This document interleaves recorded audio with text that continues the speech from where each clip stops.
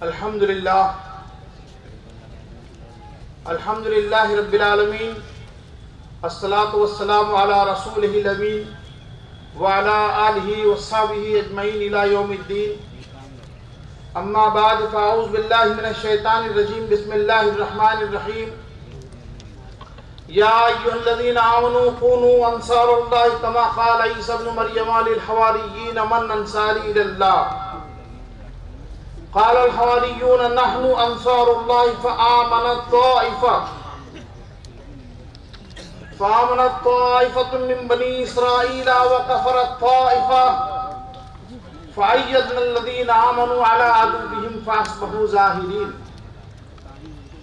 وقال رسول اللہ صلی اللہ علیہ وسلم لن یبرح ھذا الدین قائما یقاتل علیہ عصابة من المسلمین حتی تقوم الساعة، او کما قال علیہ الصلاۃ والسلام۔ رب اشرح لی صدری ویسر لی امری واحلل عقدۃ من لسانی یفقہوا قولی۔ محترم امیر جماعت اسلامی ہند جناب سید سعادت اللہ حسینی صاحب، اسٹیج پر تشریف فرما ڈگنیٹریز، اور میرے سامنے موجود مہاراشٹرا کے مختلف علاقوں سے تشریف لائے ہوئے میرے نوجوان دوستوں، ساتھیوں اور عزیزوں، السلام علیکم ورحمۃ اللہ وبرکاتہ۔ یہ بڑا تاریخی موقع ہے کہ الحمدللہ ریاستی سطح کا نوجوانوں کا یہ کنونشن بڑی محنتوں اور کاوشوں اور مرادوں کے بعد یہاں منعقد ہو رہا ہے۔ میں آپ شرکا جنہوں نے بہرحال اس کے لیے وقت لگایا، اپنے اپنے مقام پر محنتیں بھی کیں، اور وہ ساتھی جنہوں نے اسے آرگنائز کرنے کے لیے پچھلے 2 مہینے سے وہ کوشش کر رہے ہیں، ان سب کو میں مبارکباد دینا چاہتا ہوں۔ انشاءاللہ العزیز یہ کنونشن ریاست مہاراشٹرا میں تبدیلی کا باعث ہوگا انشاءاللہ۔ ساتھیوں، مستقبل کی بہتری یہ ہر انسان کی ایک فطری خواہش ہے کہ اس کا مستقبل، اس کا فیوچر سنورے، بہتر ہو، اسے زیادہ مواقع مل سکیں۔ ساری دنیا اس کے لیے کوشش کر رہی ہے اور کرنی بھی چاہیے،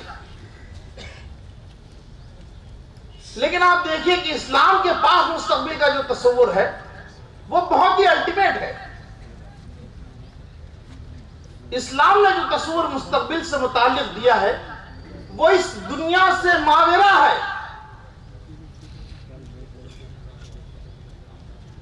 وہ تصور ہے آخرت میں جا کر کے گویا وہ مکمل ہوتا ہے۔ اسی لیے قرآن مجید جو بات ہم سے ارشاد فرماتا ہے وَلْتَنْظُرْ نَفْسٌ مَا قَدَّمَتْ لِغَدٍ، کہ تم میں ہر شخص یہ دیکھے کہ اس نے کل، یہاں کل کا مطلب کل پرسوں نرسوں نہیں ہے، بلکہ وہ کل ہے اخروی زندگی کا کل، وہ کل کہ جس پر ہم سب کا بہت اطمینان ہے، یقین ہے، ہمارا ایمان ہے کہ وہ کل تو ہر حال میں آنا ہے، اور وہ کل موت کے بعد آنا ہے۔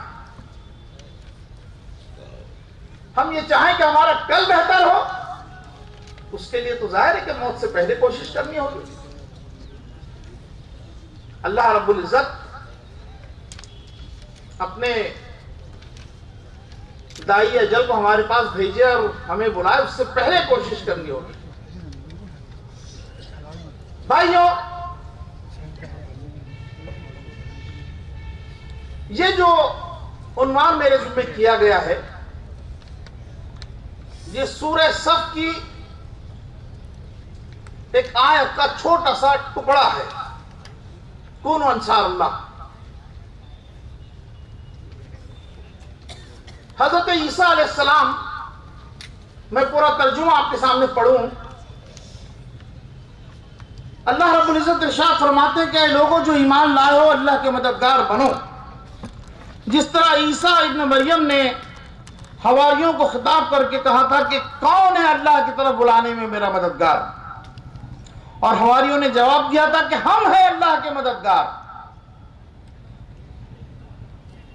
اس وقت بنی اسرائیل کا ایک گروہ ایمان لایا اور دوسرے گروہ نے انکار کیا۔ پھر ہم نے ایمان لانے والوں کی ان کے مقابلے میں، ان کے دشمن کے مقابلے میں تائید کی، اور وہی غالب ہو کر کے رہے۔ دیکھیں، یہ جو بات میں ابھی آپ کی خدمت میں عرض کر رہا تھا، اس کو آپ اس سے ریلیٹ کریں تو بات زیادہ وضاحت کے ساتھ میں سمجھ میں آ سکتی ہے کہ جس گروہ کا یہاں تذکرہ ہوا، جن حواریین کا تذکرہ ہوا، اور ان حواریین کے علاوہ قرآن مجید میں بہت سارے دیگر گروہوں کا بھی تذکرہ آیا ہے، جن میں سے بعض واقعات صرف اور صرف نوجوانوں سے متعلق ہیں۔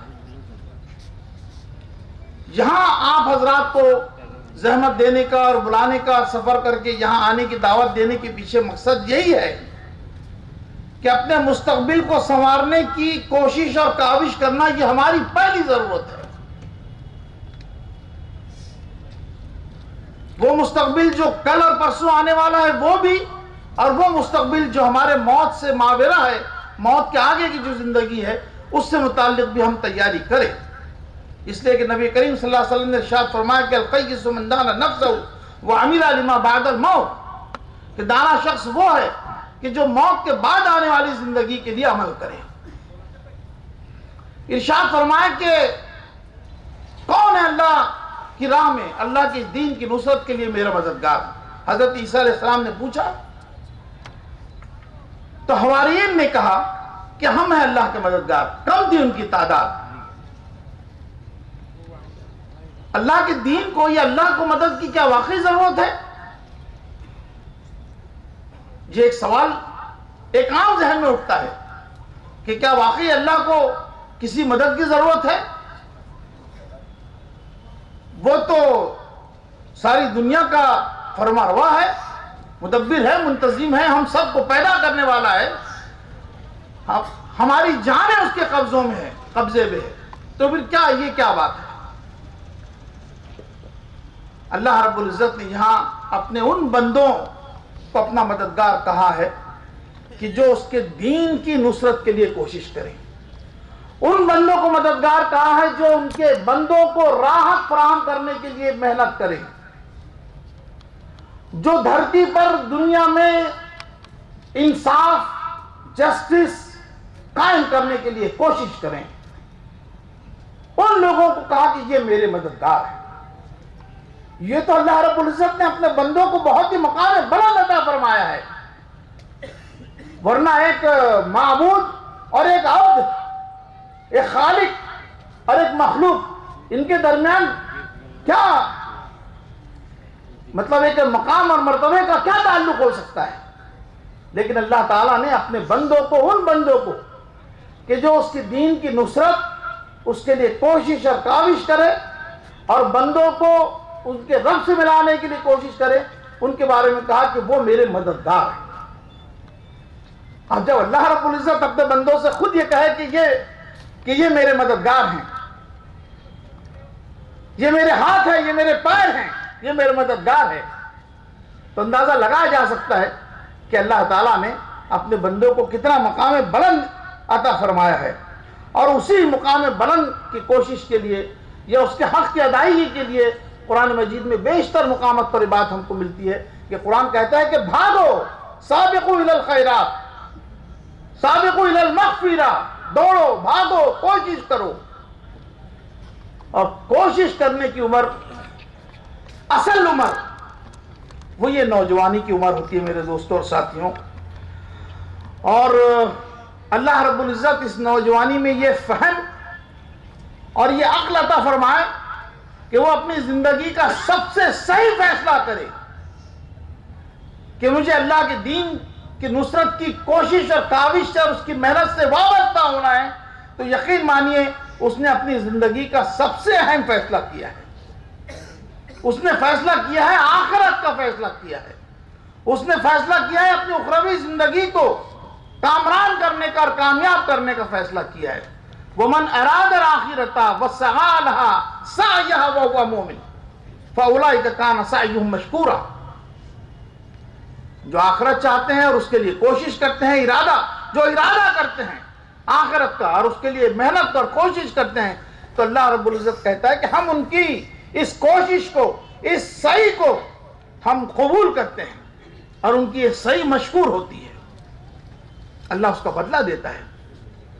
تو بھائیوں، آپ مبارکباد کے قابل ہیں کہ آپ نے اس موقع پر اپنے آپ سے یہ عزم کیا ہے کہ آپ اس ملک میں رہ کر اسلام کے صحیح نمائندے بنیں گے۔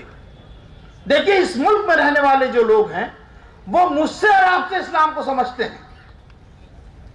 میرے لین دین ٹھیک ہو، میرے معاملات ٹھیک ہو، میرا اخلاق ٹھیک ہو، کردار ٹھیک ہو، تو ظاہر ہے کہ میرے ساتھ جو رہنے والے لوگ ہیں، برادران وطن، دیگر مذاہب کے بھائی اور بہنیں، وہ مجھ سے اسلام کو سمجھیں گے۔ لیکن اگر میرے معاملات ٹھیک نہ ہو، میں اپنے بول میں سچا نہ ہوں، میں وعدہ کرتا ہوں اور مکر جاتا ہوں، میں دھندا کرتا ہوں، ویاپار کرتا ہوں اور اس میں میں جھوٹ بولتا ہوں، تو یہ جو ریپریزنٹیشن ہے، یہ جو نمائندگی ہے، یہ صرف میری نہیں ہے، بلکہ یہ نمائندگی اسلام کی نمائندگی ہے۔ وہ کہتے ہیں کہ اچھا اسلام شاید ان کو یہی سکھاتا ہوگا۔ تو یقین مانیے کہ آپ کا اس ملک میں بالعموم اور ساری دھرتی میں، ساری دنیا میں بالخصوص آپ دیکھیے کہ بہت اہمیت کا مقام ہے، لیکن ہم لوگ عام طور پر اس بات کو سمجھتے نہیں ہیں۔ نوجوانوں سے اللہ رب العزت جو کام دینا چاہتا ہے وہ بہت عظیم کام ہے۔ نوجوانوں کی غیر معمولی تاریخ ہے، اسلامی تاریخ بھی زبردست تاریخ ہے۔ ہم سورہ کہف پڑھتے ہیں، میں اس پر زیادہ تفصیل میں گفتگو کرنا نہیں چاہتا، لیکن بس اشارتاً کچھ باتیں عرض کرنا چاہتا ہوں۔ قرآن مجید یہ کہتا ہے سورہ کہف میں کہ نحن نقص علیک نبأہم بالحق، ایک زبردست قسم کا واقعہ ہے سورہ کہف کے اللہ رب العزت نے ارشاد فرماتا ہے۔ وہ واقعہ کچھ اس قسم کا ہے کہ وقت کا جو کچھ بھی باطل سرکار تھی، باطل حکومت تھی یا باطل بادشاہ تھا، اس نے جو کچھ بھی حق کے ماننے والے لوگ تھے ان کو سپریس کرنا شروع کیا۔ اب یہ صورتحال بنی کہ لوگوں کو لگا کہ ہمیں اپنا ایمان بیچنا پڑے گا یا اس سے سودا کرنا پڑے گا۔ تو کچھ نوجوانوں نے اپنے ایمان کو بچانے کے لیے، اس سے سودا نہ کرنا پڑے، انہوں نے غار میں پناہ لی، اور روایتوں میں آتا ہے کہ کئی 100 سال وہ اس میں رہے۔ تو انہوں نے وہاں جا کر کے پناہ لے لی، لیکن وہ اس بات کے لیے تیار نہیں ہوئے کہ ہم اپنے ایمان کا سودا کریں، ہم اپنی شردھا کو بیچیں۔ ہم یہ کہتے ہیں کہ اس دھرتی کا بنانے والا مالک ایک ہے، اور لوگ ہم سے یہ منوا لیں کہ نہیں، ایک نہیں کئی ہیں۔ انہوں نے اس بات کو قبول نہیں کیا، بلکہ وہ اپنی اس عزم کے اوپر میں ڈٹے رہے۔ نحن نقص علیک نبأہم بالحق انہم فتیۃ آمنوا بربہم وزدناہم ھدی وربطنا علی قلوبہم اذ قاموا فقالوا ربنا رب السماوات والارض لن ندعو من دونہ الہا لقد قلنا اذا شططا۔ بڑی غیر معمولی بات اللہ رب العزت نے اس میں ارشاد فرمائی ہے۔ کیا مثل قصہ تمہیں سناتے ہیں، چند نوجوان تھے جو اپنے رب پر ایمان لے آئے تھے اور ہم نے ان کو ہدایت میں ترقی بخشی تھی، اور ہم نے ان کے دل اس وقت مضبوط کر دیے جب وہ اٹھے اور انہوں نے اعلان کر دیا کہ ہمارا رب تو بس وہی ہے جس نے آسمانوں اور زمین کو بنایا، اور اسے چھوڑ کر کے ہم کسی معبود کو نہ پکاریں گے، اور اگر ہم ایسا کریں گے تو بیجا بات کریں گے۔ یہ ایک واقعہ، اور اس کے علاوہ اور کئی واقعات ہیں جس میں جو قرآن مجید میں آئے ہیں، جن کا تعلق نوجوانوں سے۔ صحابہ اکرام رضوان اللہ تعالیٰ علیہ مجمعین کی زندگی میں ہم جائیں، نبی کریم کے دست حق پرست پر جن لوگوں نے ایمان قبول کیا تھا، تو ہم وہاں سیدنا ابو بکر کو بھی پاتے ہیں، لیکن ساتھ ہی سیدنا علی کو بھی پاتے ہیں کہ جب انہوں نے ایمان قبول کیا تو روایتوں میں ایک بات یہ آتی ہے کہ وہ 12 سال کے تھے، اور ایک روایت میں بات آتی ہے کہ وہ 14 سال کے تھے۔ تو جہاں بڑی عمر کے لوگ تھے، صحابہ تھے، وہیں کم عمر کے بالکل نوخیز لوگ بھی ان کے ساتھ تھے، نوخیز صحابہ بھی تھے جن کی عمریں بہت کم تھی۔ روایتوں میں یہ بات بھی آتی ہے کہ حضرت عبیدہ بن حارث جب آپ مبعوث ہوئے اور آپ نے دعوت پیش کی، اور ابتدا میں جو لوگ آپ کے دست حق پرست پر ایمان قبول کیے ان میں صرف ایک صحابی تھے، حضرت عبیدہ بن حارث، جو نبی کریم صلی اللہ علیہ وسلم سے عمر میں کچھ زیادہ تھے۔ سیدنا ابو بکر صدیق کے بارے میں بھی بات آتی ہے، اگر ان دونوں کو پکڑے تو ان کے علاوہ کوئی اور صحابی ایسے نہیں تھے ابتدائی دنوں میں جو حضور سے عمر میں بڑے تھے۔ علی تھے، اور ہم بے شمار صحابہ کے نام لے سکتے ہیں کہ جن کی عمریں بہت کم تھی، انہوں نے ایمان قبول کیا اور آخری دم تک نبی کریم صلی اللہ علیہ وسلم کے ساتھ اس حق کی جو گویا کام تھا، حق کی جو لڑائی تھی، جو کشمکش تھی، اس کشمکش میں انہوں نے اپنے آپ کو تیار کیا۔ آج بھی نوجوانوں آپ انقلاب کے نقیب بن سکتے ہو، تبدیلی اگر آ سکتی ہے تو آپ ہی کے ذریعے آ سکتی ہے۔ یہ ملک جو ہمیں بہت عزیز ہے، اس ملک میں ہم یہاں پیدا ہوئے اور اسی کی مٹی میں ہمیں دفنایا جائے گا۔ اس ملک میں اس وقت جو کچھ بھی کیفیات ہیں، عدل کی، انصاف کی، انجسٹس کی یا جسٹس کی، وہ سب ہمارے سامنے ہیں۔ اس ملک کو بنانا آج کی پہلی پراتھمکتا ہم کو ہمارے سامنے ہونی چاہیے۔ جو کچھ بھی گھرنا کا واتاورن اتپن کر دیا گیا ہے، پیدا کر دیا گیا ہے، جیسی نفرتوں کے بازار گرم کیے جا رہے ہیں، مختلف سماجوں کے درمیان جو دیواریں کھڑی کی جا رہی ہیں، یہ سب ہماری آنکھوں کے سامنے ہیں۔ کس طرح سے دبے کچلے لوگ جو ہیں وہ مزید دبائے اور کچلے جا رہے ہیں، اور جن کے پاس میں موقع ہیں ان کو مزید موقع مل رہے ہیں، لیکن جو سپریسڈ ہیں وہ مزید دب رہے ہیں۔ ظاہر ہے کہ یہ پورا ایک واتاورن ہے جو پورا دیش دیکھ رہا ہے، اور اب پچھلے چند سالوں سے اس میں اور اضافہ ہوا ہے۔ تو میں یہ عرض کرنا چاہتا ہوں میرے نوجوان دوستوں اور ساتھیوں کہ یہ جتنی سینائیں ہیں، یہ جتنے دل ہیں، یہ جتنی پارٹیاں ہیں، یہ جتنے مورچے ہیں، انہوں نے تو طے کر رکھا ہے کہ اس بھارت ورش کو بیچ کر کے کھائیں گے۔ مجھے نہیں لگتا کہ یہ اس دیش کا بھلا کرنا چاہتے ہوں گے۔ اس دیش کا مستقبل آپ سے، نوجوانوں سے وابستہ ہے۔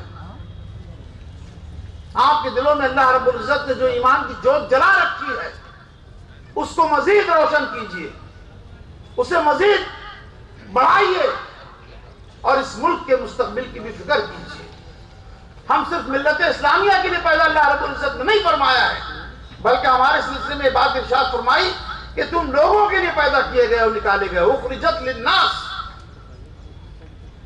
یہ اسلام سارے لوگوں کے لیے آیا ہے، اس دھرتی پر بسنے والے ایک ایک منشیہ کے لیے یہ اسلام آیا ہے، اور اللہ کے نبی حضرت محمد مصطفیٰ صلی اللہ علیہ وسلم اوتریت کیے گئے ایک ایک منشیہ کے لیے اوتریت کیے گئے ہیں۔ یہ صرف مسلمانوں کے نبی ہیں ایسا نہیں ہے۔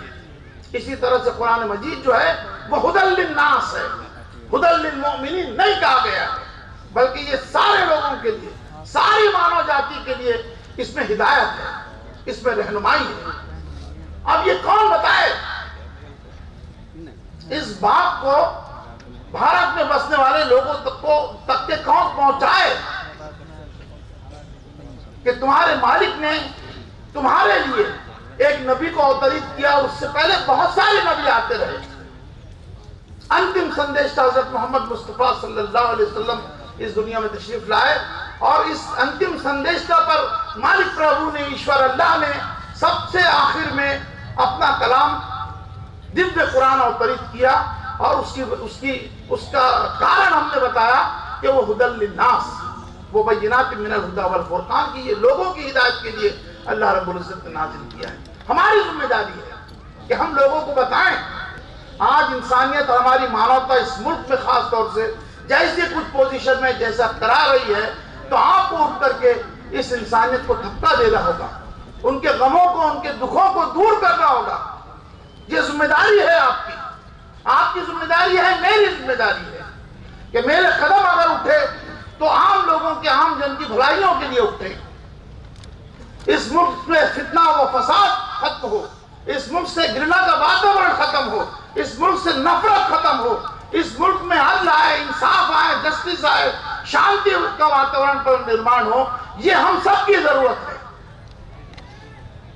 جب اس طرح کا واتاورن نرمان ہوگا تو آپ کی بات سلیقے کے ساتھ سنی بھی جائے گی۔ جس کام کو ہم دعوت کا کام کہتے ہیں، دعوت اللہ کا کام کہتے ہیں، یہ کام ہمارے اور آپ سب کے ذمہ ہے۔ اس انسانیت کو نکالا ہی اس لیے گیا ہے کہ وہ اس دعوت کے کام کو انجام دے، اور ہم لوگوں کو کرنا ہوگا۔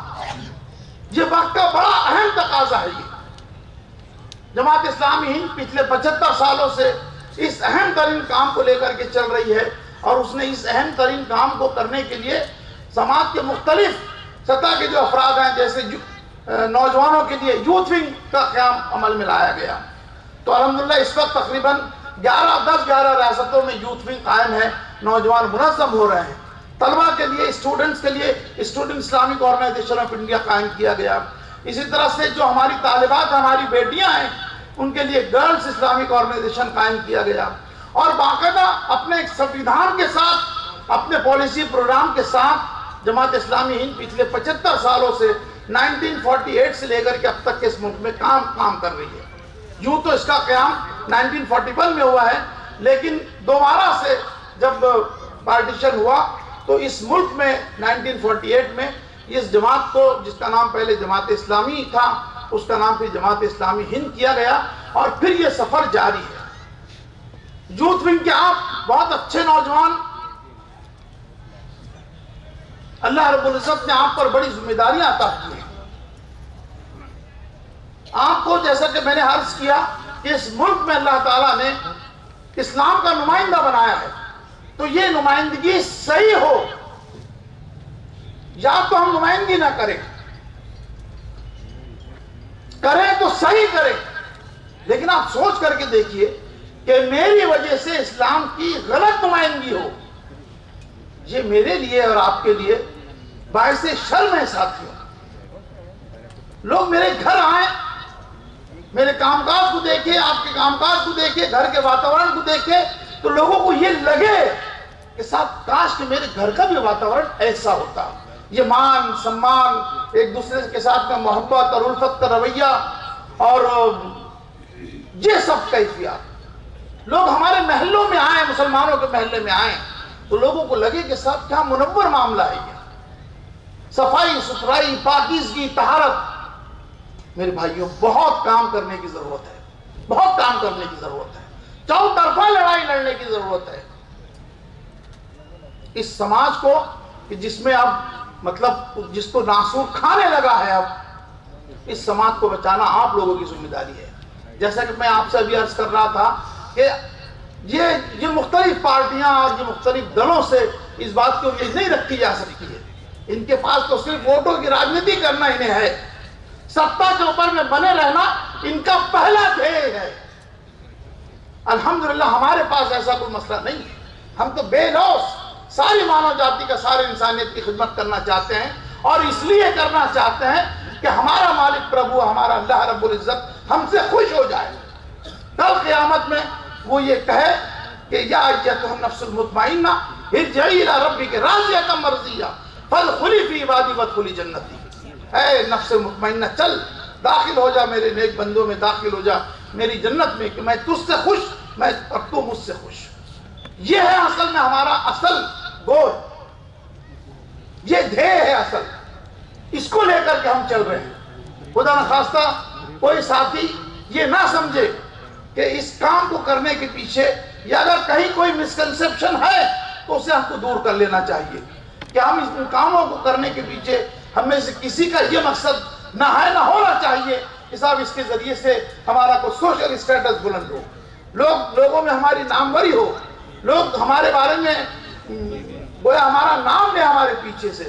بالکل ایسا نہیں ہے۔ اس کام کو ہم صرف اس لیے کرنا چاہتے ہیں کہ کل آخرت میں کامیاب ہو جائے اور ہمارا مالک اللہ رب العزت ہم سے خوش ہو۔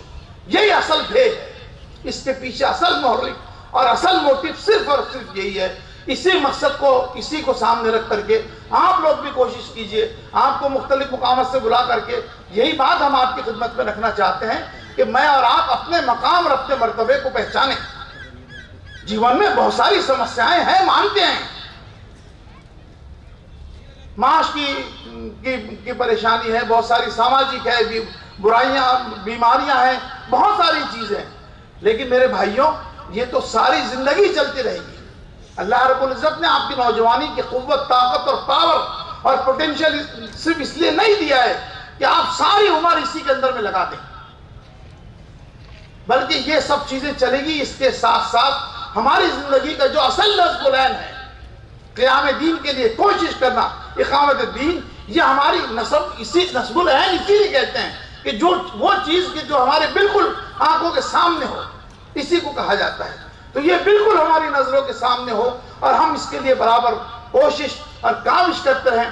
اللہ رب العزت ایسے ہر بندے کے سلسلے میں اللہ نے بڑی بشارتیں سنائی ہیں کہ جو اس کے لیے، اس کے دین کی نصرت کے لیے کوشش کرے، اس کے دین کے قیام کے لیے محنت کرے، راتوں کو جاگیں، اس کے لیے تڑپے، اس کے لیے چلے، اس کے لیے پسینہ بہائے، وقت آنے پر اپنا خون بھی اس کے لیے دے۔ اللہ نے ایسے بندوں کو بہت پسند فرمایا ہے، بہت پسند فرمایا ہے۔ ہم نے جس حدیث کی تلاوت کا شرف حاصل کیا تھا اس میں اللہ کے نبی صلی اللہ علیہ وسلم یہی بات ارشاد فرما رہے ہیں کہ یہ دین